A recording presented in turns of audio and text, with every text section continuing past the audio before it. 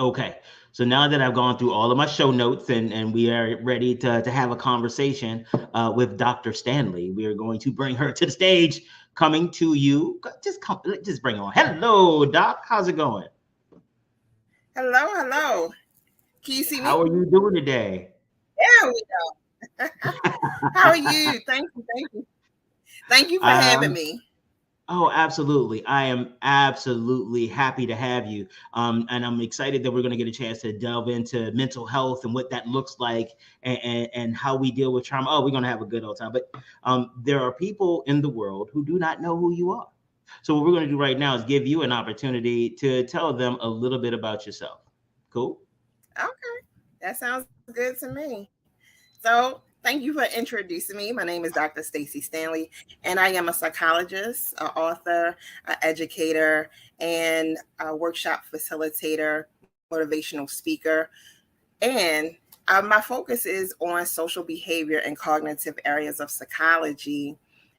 With that being said, SEL, social emotional learning, is growing in the field, is growing in the schools, and spending time working with children, their families, and staff to cover social emotional learning. That is the goal. How to be aware of self-regulation skills and being able to socialize and connect with one another as youth going into adulthood.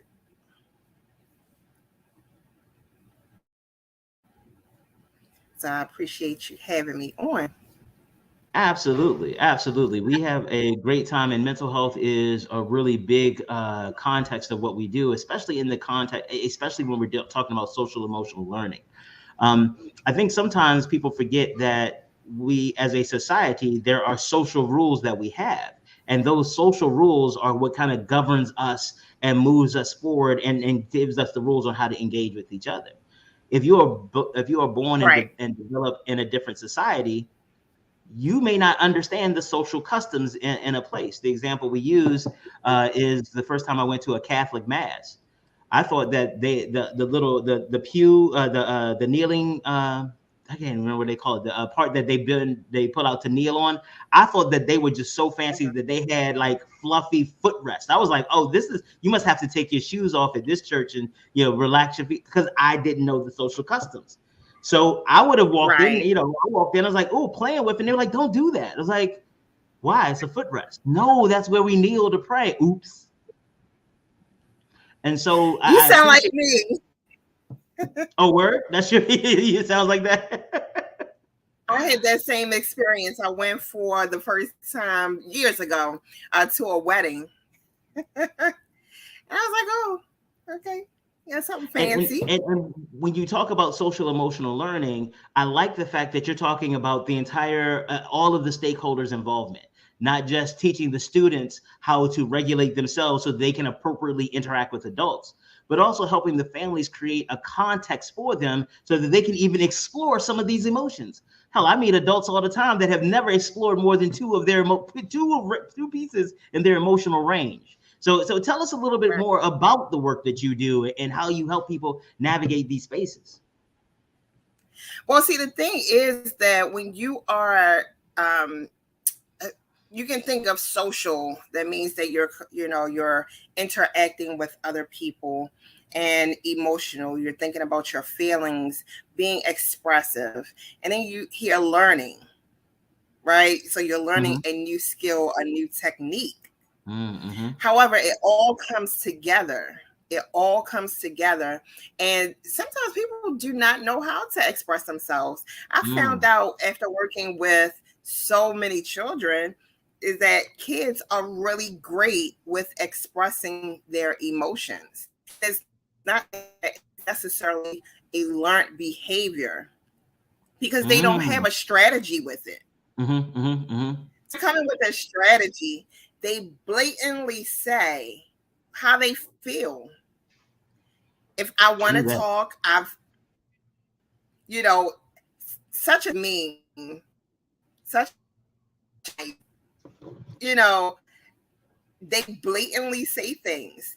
Where it Yes. changes is when they get older in school certain trauma experiences, them being able to express themselves in a way that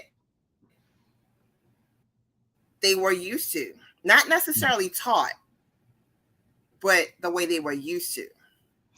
And I love the fact that you juxtapose this idea of kind of the natural development or the natural maturation of emotional wherewithal to this idea that a lot of that is taken away when we try to train them on how to interact in our society. Oh, and it's so funny. Right. I have this conversation with parents often about the truth. It's like the example I use is like, I remember when I was young, there was a lady at the church that nobody really liked, but she had some titles or something like that. So everybody was very respectful for her. And I remember one time my grandmother was talking to the lady and was like, "Oh, there's Sister Jones," whatever her name was. Sister Jones. Oh, Sister Jones is so great. And I was like, "No, you said she's mean. That's not true." Like, and guess what? I got hit in the mouth. Not hit, but like popped in the mouth. Hello? Okay, you can hear me. I'm sorry. I got stuck on the throat. So I got popped in the mouth.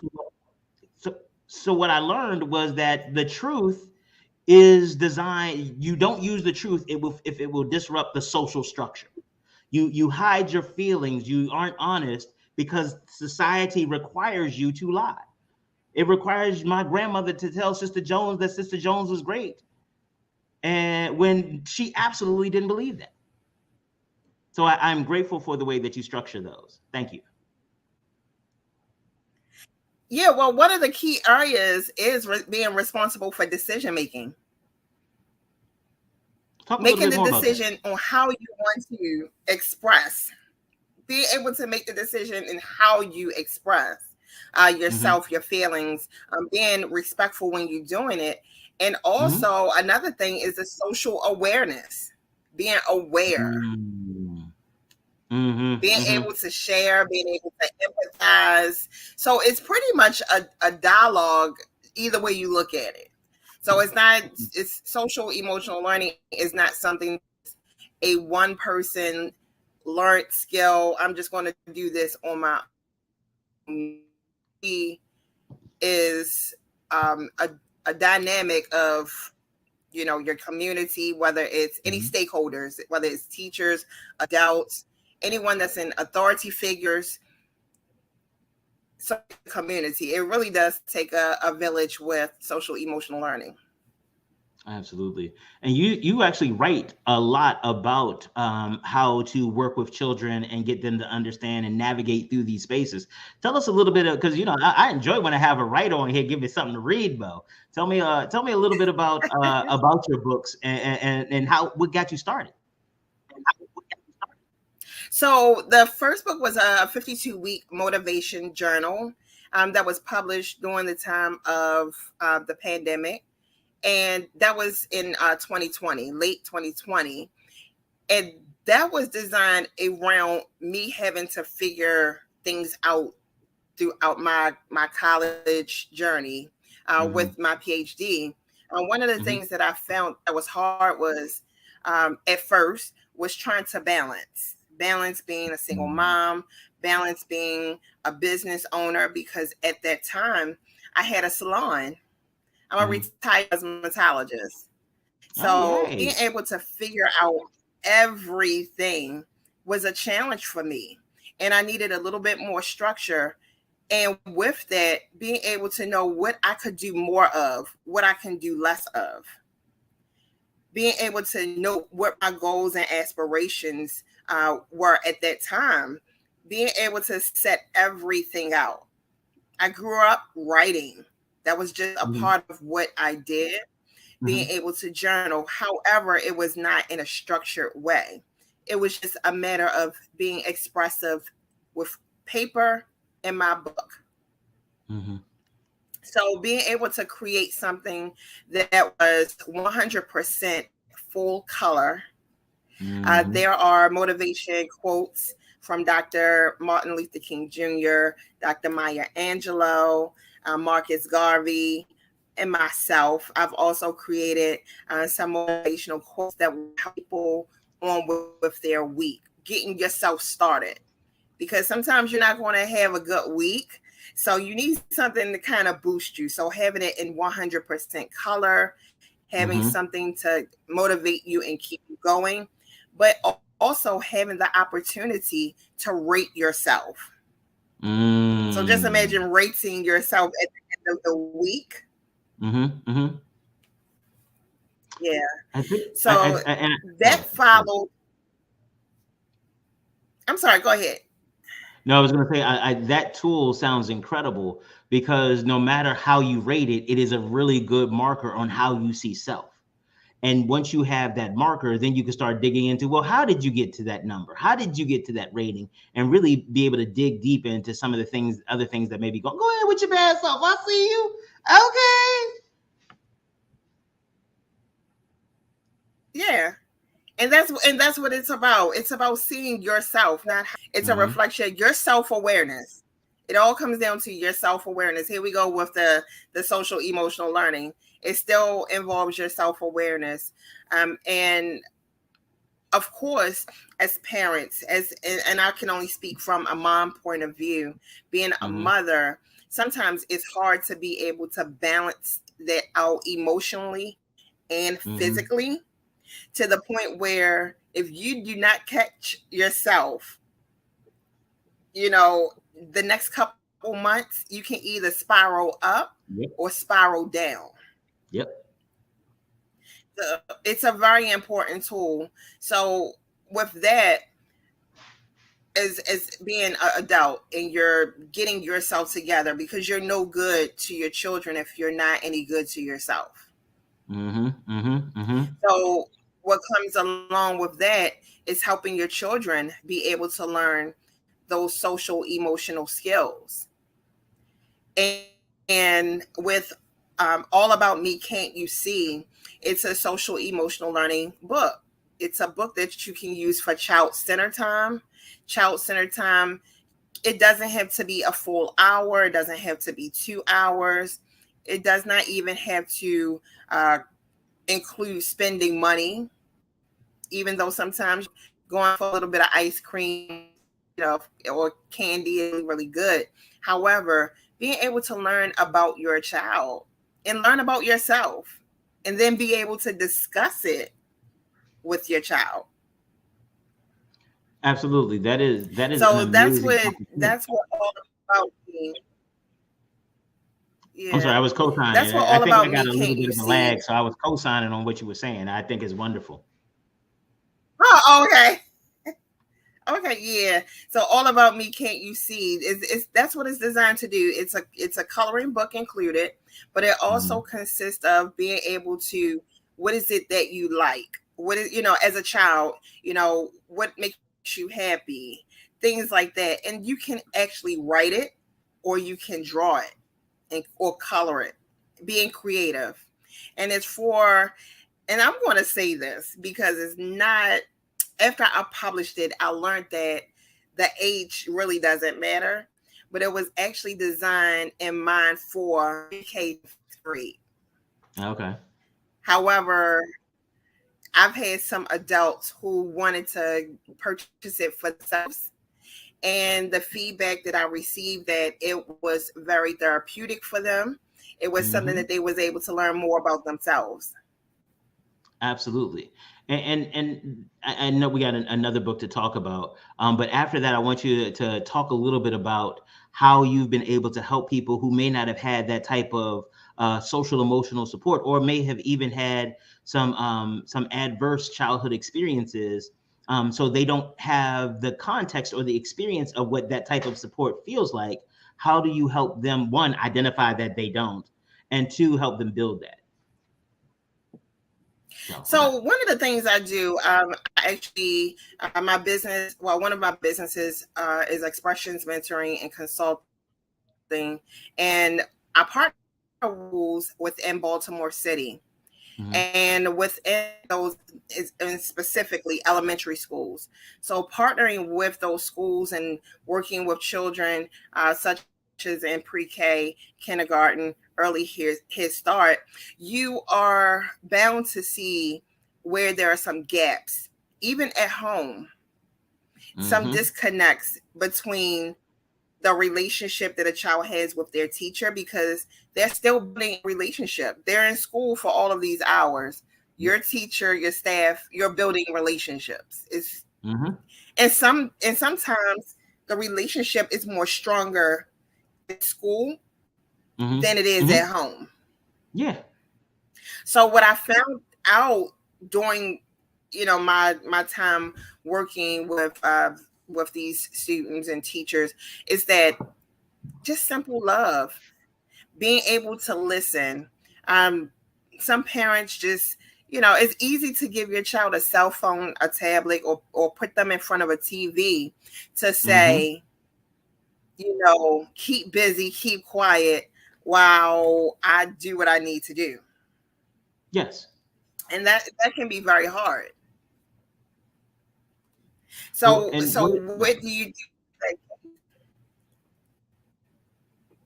No, go ahead. No, go ahead. Go ahead and finish up your I thought was saying, because yes, I'm sorry. I was saying, what do you do in the case when you have a child who hasn't experienced any love at home, or, just a simple "I love you," or a simple. And that was one of the things that I was able to give them, not to be able to substitute for what they may receive at home, but being able to be an addition to their right, lives, being right. able to teach those skills of love, empathy, being good listeners, making good decisions. You know, those decision making skills are really heavy at ages And three they're and four not years just old. they get developed at that time frame, but what we find is that the thing that gets developed in the 3, 4 to 7 year range becomes the guiding force of decision making for the rest of your life. It gets enhanced Yep. in teenage and adolescence, but that fundamental place in those spaces, that's where a lot of what they need to be successful, emotional regulation, communication skills, problem solving skills, conflict management skills, those things, if you teach them in that window, they become part of their consciousness, part of their identity. And what we end up is that in as much as we don't teach them enough about math and reading in those time frames, and we end up with them being academically illiterate or academically behind because we don't even pay a little bit of attention to the social emotional development. They have that same type of social emotional illiteracy, and you see them show up in community being illiterate. While their vocabulary may sound like the King's English, or proper speaking, their emotional regulation is so slang.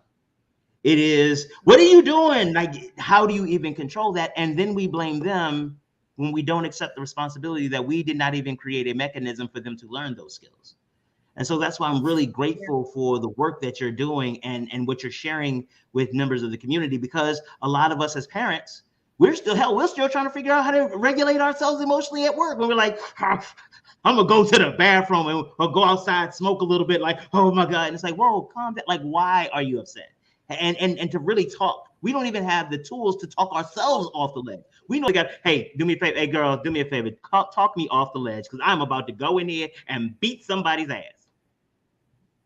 And we got to make that phone Yep. call because nobody has taught us how to do it ourselves. But guess what? Sometimes we surround ourselves and we give access. We give that access for people to come into our lives and Mm, be able to keep us on the ledge. But what we don't know is that when we surround ourselves with positive people that will be able to help talk us off that ledge, you're going to have mm-hmm. that person when you're very irate and you make that phone call like, look, this is what I'm getting ready to do. Because believe it or not, I mean, and we see it on TV. It's just that we see, people, strangers walking into the school, mass shootings. However, there are parents that come into the schools very irate, Mm-hmm. may Mm-hmm. not know the full story, may not know the full story on anything, but they just Anything. come in irate. What I found So, when I was, is that what you found?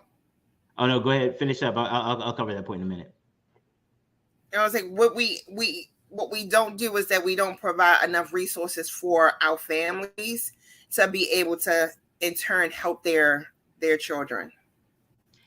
One of the things that I found in working at school systems, especially when I've been able to de-escalate situations or create a relationship or rapport with an irate parent, when I talk to them about kind of their background and their experience in school, they talk about how they hated it and stuff like that. And what I ended up realizing was that a lot of their irate wasn't really their anger; it was confusion because they don't understand what's going on, and it was a part of their anxiety from going to the principal's office.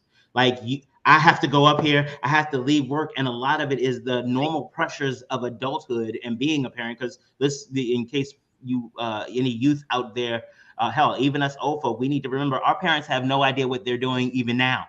Everybody is just guessing. And so now, because I've had a scary experience in school, and now you're about to have this experience, and I don't even know how to navigate. They're going to say words to me that I don't understand, and they're going to try to make me look dumb and like I don't know, and like I'm not a good parent. And then they may call somebody, and I've gone through all of that before I walk into the front office front door. So I've already had the argument in my head, and I'm showing up ready to do it because that's been my experience. Yeah, and that's where just increased awareness come. And when I've been on the mission to do is to be able to connect with more schools, even throughout Maryland. My partnerships with Baltimore City, Baltimore County, and Anne Arundel County Public Schools, just being able to provide workshops, informative workshops, and seminars to help parents, because none of us come with any kind of manuals, right? And just like you can do any edit in a book, it's hard to edit us as parents when we've been already used, for some of us who've been parents for a few decades. You know, how do you come in and change what the mentality is really hard. So if you don't have someone who's already in the community, and for one, me being as a woman, I am a mom, I have a teenager, and I have an adult who is close to 30, and the times are different. Absolutely. The times are so different. The schools are different. The teachers are different. The administrators, the principals, like everyone, it's a whole different era from years ago. So just being able to bring that awareness into the schools to be able to help families, not just parents, because being connected to the schools, you'll learn that you have next door neighbors and unknown family members who are now raising kids because of the parents being incarcerated, consuming substances that leave them not even aware that their child is in school, who their teacher is, what grade their own child is, where the school building is. Oh, they have homework. Some of them don't know that. So it's a lot to share in this community. It's a lot to be taught, and being able to take advantage of that to build those social emotional skills, self-awareness, self-development, making appropriate decisions, just the basic tools. We see it as big, but they're technically basic tools. They absolutely are. Like, you know, walking isn't a big deal, but think about how important that skill is. It's like, you know, I mean, it's not a complicated task. Like, we do it regularly, but without that skill set, you are at a severe disadvantage. We've talked a little bit about the parents and the students and that type of engagement and the importance of it in the students' social emotional learning and their development. But one of the things that we also have going on is this mass exodus from the teaching profession. We have professional educators who are just done. And a lot of them had challenges before COVID. But as the lockdown happened and they went from being celebrities when parents realized, like, oh my God, I don't know how to teach reading, to like how you deal with all I only got my 2 kids at home and you got 30 of them. I don't know how you do this. They went from being celebrities and celebrated to being pariahs and who are guilty and who are selfish and those types of things. And on top of that, this lack of engagement for the 2 years and that social emotional development, the standards and customs and behaviors that students should have, many students didn't learn that, and those who did know it before, a lot of them have forgotten it. So there's this entirely new type of culture that has come back to the schools as they reopened, and a lot of teachers find it untenable and they're leaving the profession. So as a professional who focuses on mental health, what advice do you give teachers to either address burnout, change the culture, or is it just the best if this doesn't fit you to leave? How do you advise them? You know what, and it is true, because like I said, I surround myself with schools and working with teachers, students, and parents. But the one thing I've noticed, and it goes back to what I offer, if there's a professional development that is available for them, not a professional development that they're used to doing, in every workshop that I do, unless it's just a seminar where I'm just lecturing, but a workshop is really a workshop. Right. The skills you're going to use is not just facilitated in a way that is being lectured, but it's actually given in a way that you can use hands-on skill building tools to be able to present this in the classroom. And that's what a lot of teachers are not receiving. They're receiving these professional development days and times where it doesn't apply to what's needed in the classroom to help their child. It's not designed to prevent burnout. It's not designed to balance emotions, to make those great decisions of should I stay or should I leave? Right. Because you have some of the best teachers that are out, they're retiring, they're leaving, they trying schools, they're moving to different states. And I think a lot of that has to do with the fact that the professional development and the types of supports, like you said, that are there for them are not really there for them. They are people who don't work in classrooms, who see brochures and things like that come across their desks and they fit in budgets. And hey, guys, based on what you've said, this is the professional development for you. Again, not really understanding or learning the people that they work with, which I think, as you mentioned before, I think that it is understanding and self-regulation is incredibly important in social emotional learning. And if you are trying to teach social emotional learning, but you're not exercising the skills to learn about the people that you're teaching to, then you're just teaching them what you want to know or what you want them to know. It is not genuine to help them meet their needs, or at least that's the way I look at it.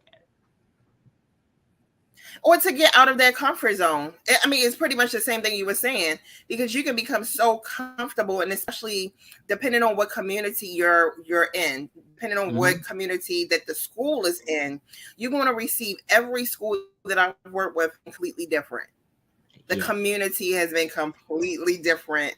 And when I mean different, I mean even from ethnical backgrounds, racial differences, everything, religious difference, completely different, even language difference.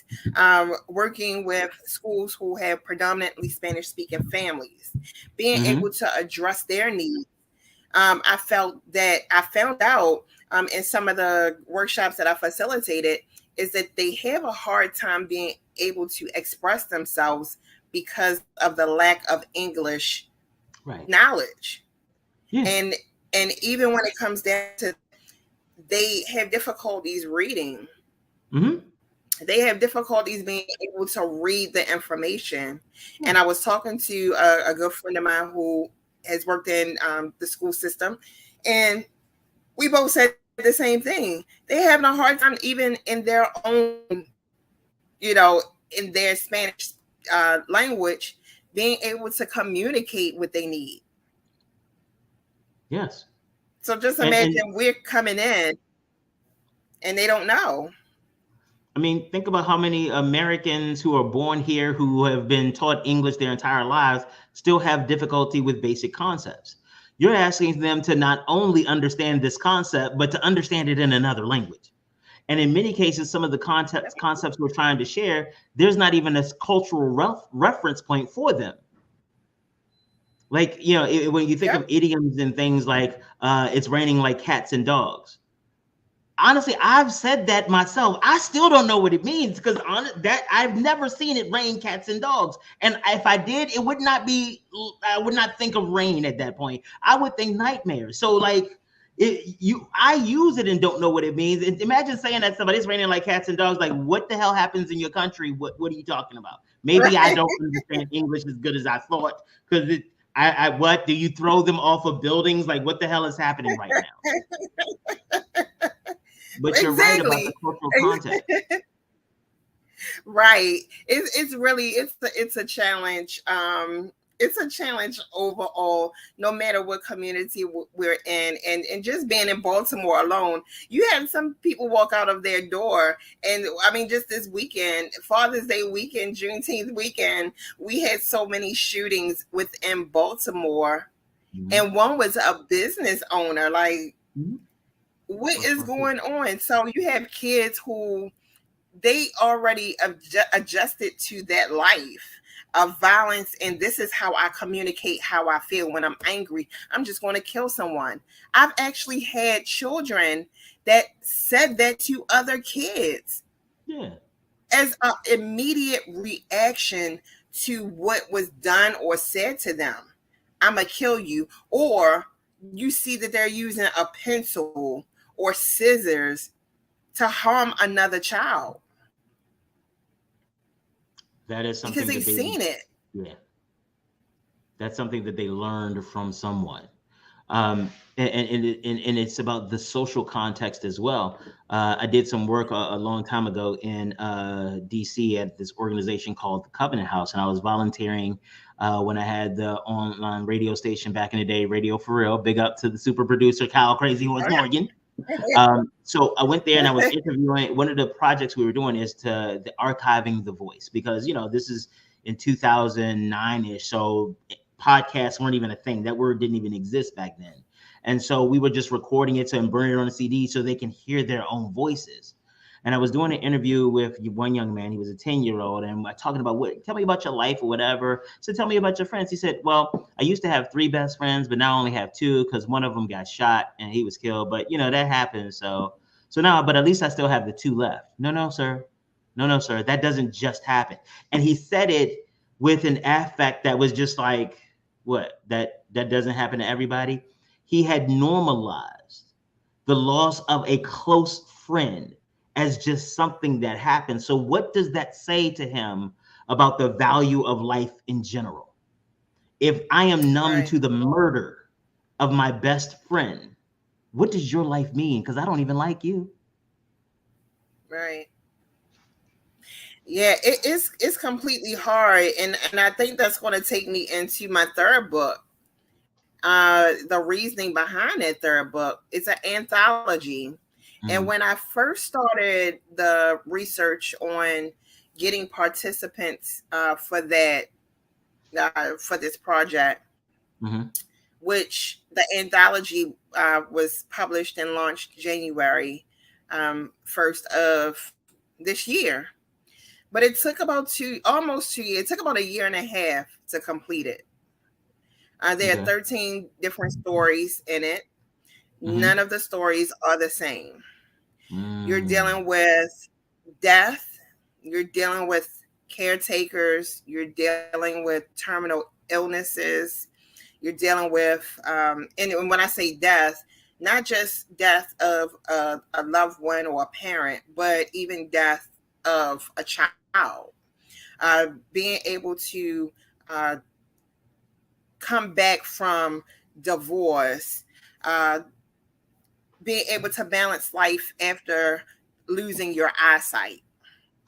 So these are just these are just some of the stories that are in this anthology, and I want to say thank you to everyone that played a part of this particular project, because this was not, I was just a visionary for it.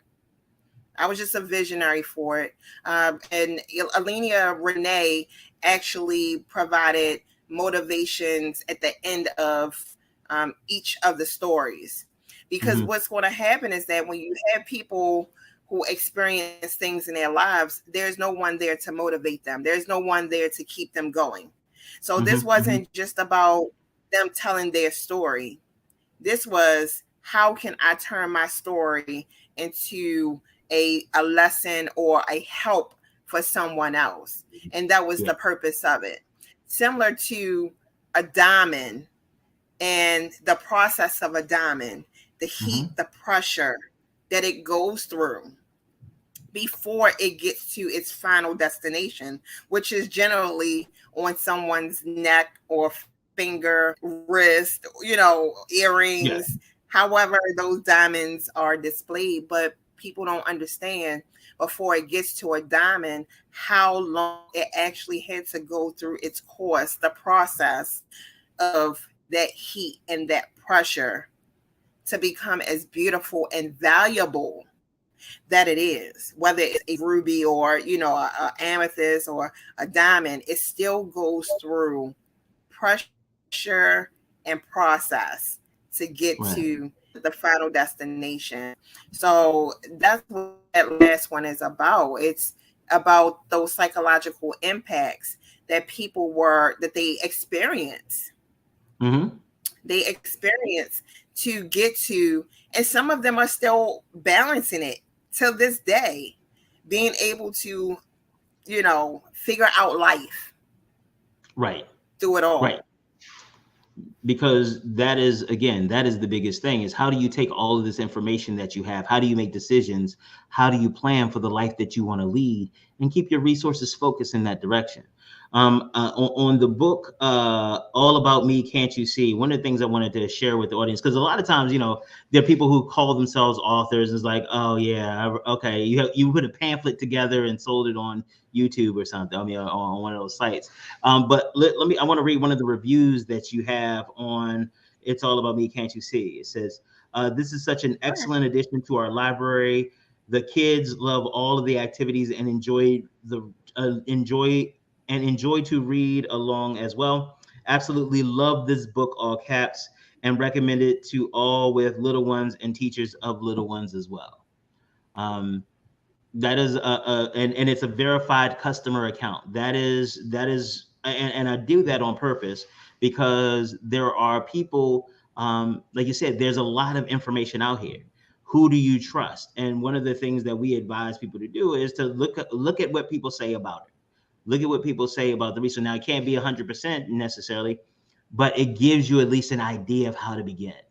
And I wanted people to know what they were working with, because I tell people we bring dope people to the table all the time. I don't want them to think like, oh, she ain't really dope. They just saying that. There's no example. And to the motivational journal, there's another review that you received. This motivational journal is one of the best tools you can use to dive deep into your purpose, look within, and so much more. This journal is perfect for me, not only because I dive deep into my purpose, but it gives me a visual reminder of why I wanted to take action in the first place. Also, the colors on every page is so vibrant. I absolutely love this book. So again, and the interesting part, she had no idea that I was going to actually read because I'm good at ambushing. Oh, I don't. You put yourself in harm's way. And if you bullshit, I gotta do my job and call you bullshit. If you are, but I also, in as much as I would to protect my audience from somebody who's scamming, I want to make sure that they understand that dope people come with dope references. We come with receipts. We'll just come to the table, tell you what we That's think right. we done it and got some receipts for it. I know that's right. Look, but you know what the funny thing is? The funny Mm-hmm. thing is that I get emails because even though some people purchase, let's say, I'm just going to say it like this. Most people literally reach out to me via email, phone, even at vending events that I show up at, speaking events that I show up. I always have my materials, my publications with me. And I Mm-hmm. get a lot of feedback. I've had people email me. They email me, so they won't necessarily just I don't know why, maybe because they don't want anything really out there, they want to secure their Right. privacy. I get it. Yeah. But I get a lot of emails regarding feedback from it, from the books. The anthology just literally started Mm-hmm. in January, so they've been selling through events and that I've been speaking at or vending at. But I get a lot of email feedback, and it's very similar to what you just read. Thank you for your research. Appreciate it. No problem. No problem. That's good that you were able to do your research. No problem. Absolutely. Now, as we get So ready to wrap this up, I one know thing I we do don't. want to share too, Yeah, yeah. I want to share that the children's book is literally now this week will be live on Amazon in a 100% Spanish translation. Oh, okay. Go ahead. Inclusion. That's a really, and actually that actually brings me into the question that I want to ask, kind of wrapping us up with this, is as you have navigated this space as an entrepreneur, and we talk about the decisions in the social emotional learning, but as an entrepreneur, that's the same kind of thing you got to deal with yourself. You got to figure out, as you navigate through your space and your place and do your thing, how to make these decisions. Even the decision to be inclusive as far as language is concerned and have the book translated into another language, that is a business decision that has significant implications into the trajectory of your enterprise. So how tell us just a little bit about what that has been like, and what has been your motivation in really pushing your business in a number of different areas. So it's not like, oh, I decided I'm gonna be an author today, so I author today. It's like, oh no, today I'm gonna be a business consultant. No, like I do them all, and I do them well. I get accolades and kudos. So how do you make that happen? So I get that. Some of my friends tell me, they be like, so when I'm events, they're like, oh, what Dr. Stacey didn't share was she does this, this, and this. And I don't know. I feel like so I'm also a professor as well. So I teach Okay. at a university. I teach psychology. But I Okay. do leave a lot off. I leave a lot off because not purposeful that I leave a lot off. It's just that I'm a kind of behind the scenes type of professional. I Mm-hmm. want to be able to see people grow and develop, not necessarily shine the light on me. So, but one thing I do as a business owner is I'm a good listener Mm-hmm. to the organizations that I collaborate with, being able to see what their needs are. And two of the schools that I partner with, their students, their families are like over 80% Spanish speaking families. Okay. So you have to listen to what the needs are, because if not, if I did everything based on the way I want to do it, I would never be successful. Not successful necessarily financially successful, because that's Right. not the first go-to. Being able to be successful with making an impact in the community. Mm-hmm. And I think So what you are I can't. demonstrating. Go ahead. Uh, I was just finishing up the sentence. In order for me to do that, I had to just be able to listen, see what needs are. Oh yeah, what I was about to say is even better once you finished. I apologize for interrupting you. Um, because like I was saying, one of the things that I have noticed about the material that I've seen about you, and even in this conversation, is that you have a very customer centric, problem solving way of approaching your business, the community, and these problems. And what that does, at least from my vantage point, and by the way, I am an expert in small business because that's what I do.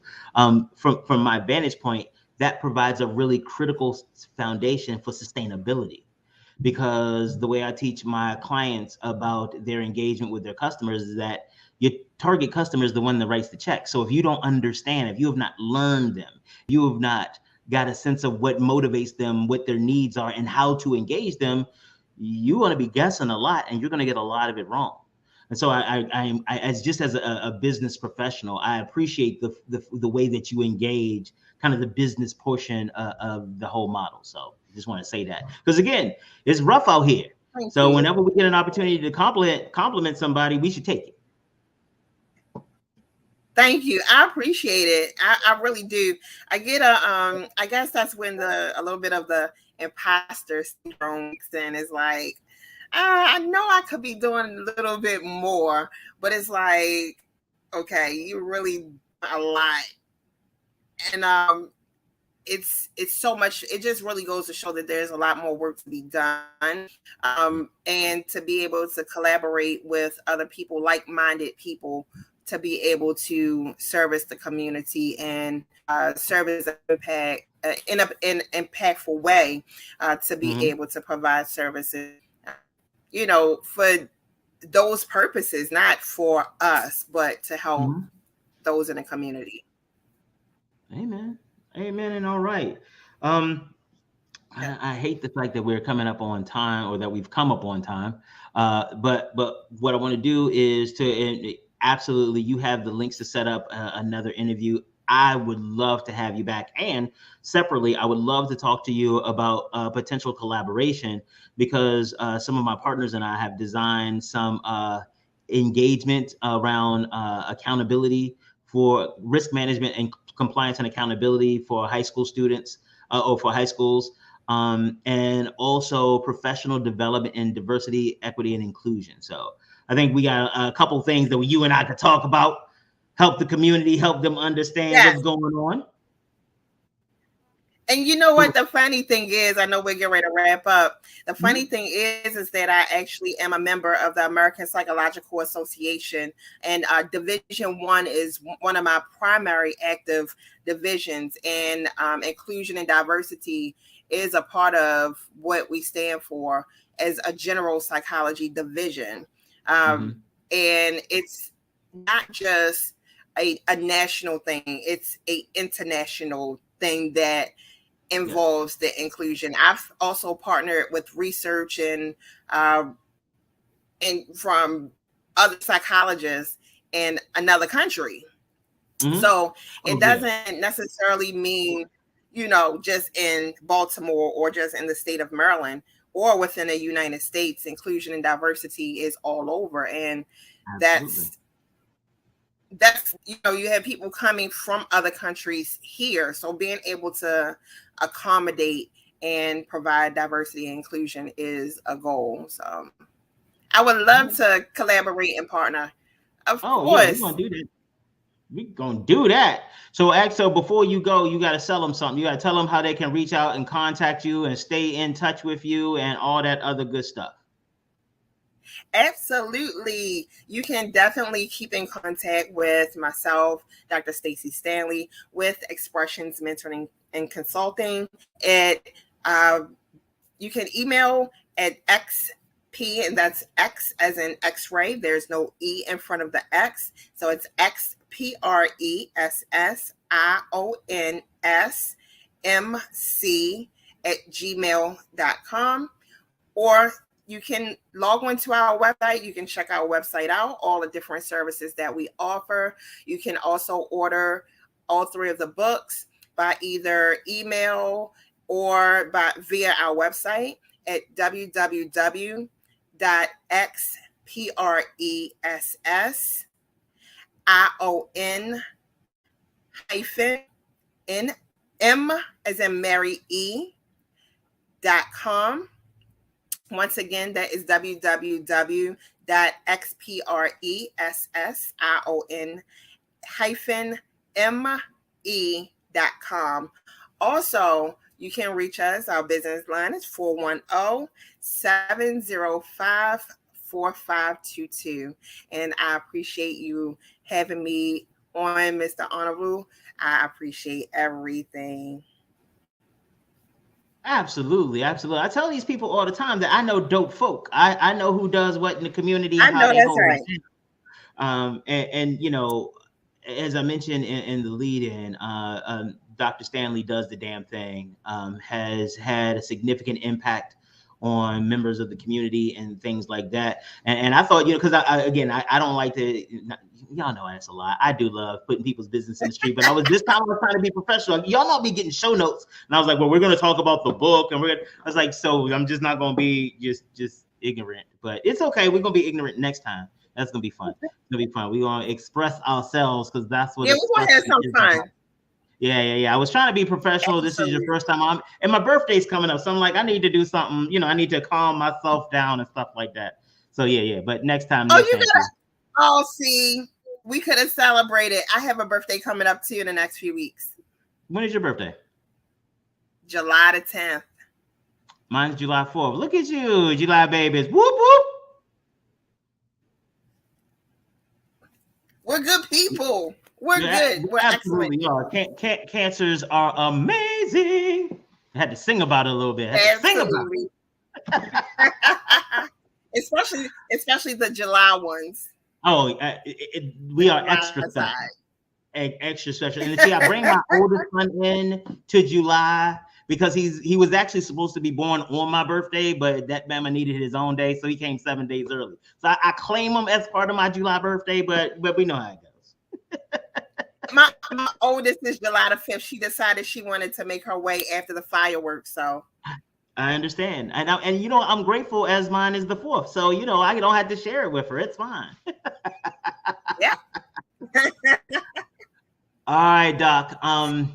Looking forward to the next time having you on, and we can chop it up and have some more fun. Yeah, let me know when you're ready. When you're ready, I'm ready. Don't threaten me with a good time. All right, you have a great one, and I'm looking forward to talking to you next time. All right, bye. Yo, what did I tell y'all people? I know dope folk.